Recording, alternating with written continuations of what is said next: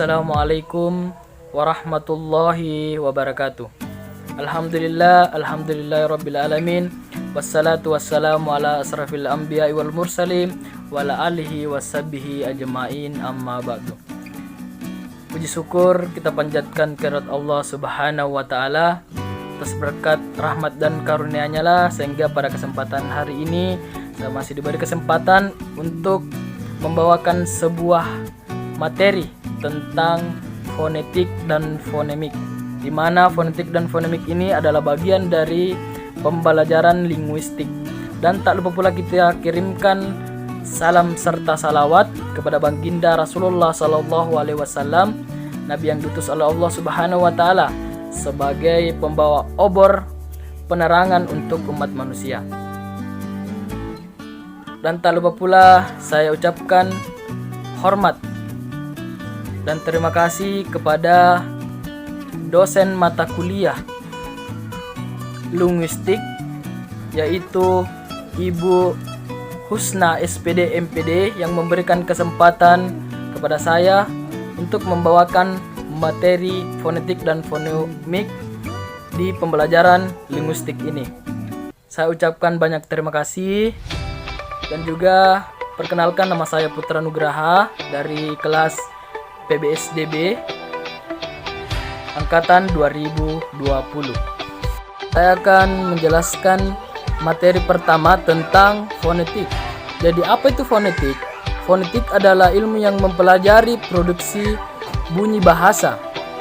Jadi ilmu ini diambil dari perangkat dari teori fisika dasar yang mendeskripsikan bahwa bunyi pada hakikatnya adalah gejala yang timbul akibat adanya benda yang bergetar dan menggetarkan udara di sekelilingnya.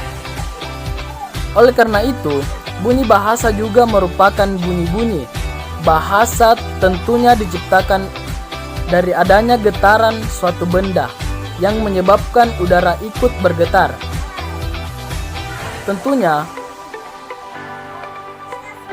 dari penjelasan tersebut, perbedaan antara bunyi bahasa dengan bunyi lainnya menurut fonetik adalah bunyi bahasa tercipta atas getaran alat-alat ucap manusia, sedangkan bunyi bisa tercipta dari getaran benda selain alat ucap manusia.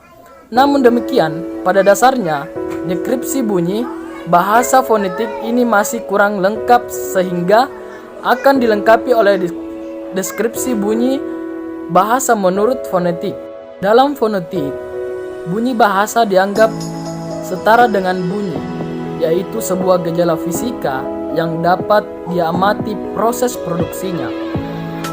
Fonetik memang berorientasi dalam deskripsi produksi bunyi bahasa serta cara-cara yang dapat mengubah bunyi bahasa itu dalam produksinya.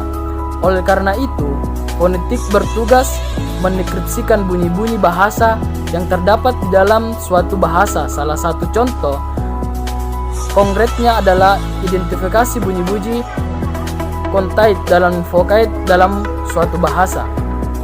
Oke, baik, saya akan menjelaskan materi kedua tentang fonemik. Jadi fonemik sendiri adalah ilmu yang mempelajari fungsi bunyi bahasa sebagai pembeda makna. Pada dasarnya, setiap kata atau kalimat yang diucapkan manusia itu berupa runtutan bunyi bahasa. Pengubahan suatu bunyi dalam deretan itu dapat mengakibatkan perubahan makna. Perubahan makna yang dimaksud bisa berganti makna atau kehilangan makna. Jadi, sebagai contoh, dalam gambar yang ada di samping, BABI, bintang berkaki 4, PAPI, sebutan lain untuk ayam. Jadi pada contoh yang ada di samping, kata babi memiliki dua konsonan B yang menjadi awal suku kata pertama dan kedua, sedangkan kata papi memiliki konsonan P sebagai awal suku kata pertama dan keduanya. Selain keduanya, bunyi lainnya dan posisi urutan bunyi lain itu sama. Perbedaan bunyi B dan P pada posisi urutan yang sama dapat mengubah makna kata. Inilah yang dikaji oleh fonemik.